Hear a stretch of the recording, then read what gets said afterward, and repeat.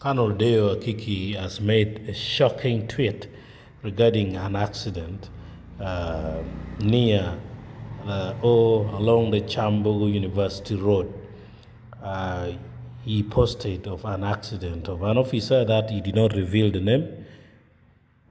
Deo Akiki said, "What is the nexus between road safety and environment protection policies like?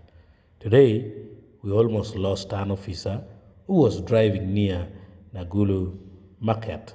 I can see an existential danger on Chambogo University Road too. Those eucalyptus trees need to be removed."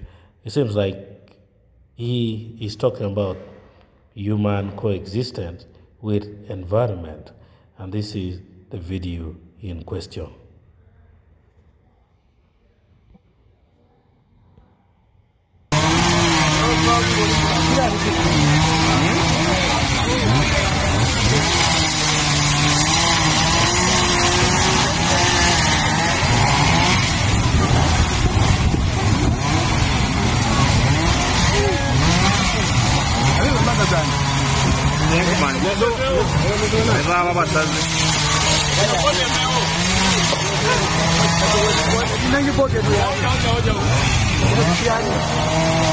Are you brave?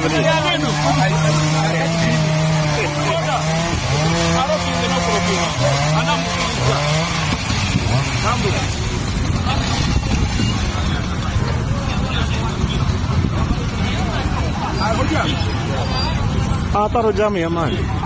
Ato na lang kami tayo na niyok tema ho. Yun ang kukwero na niyok tema.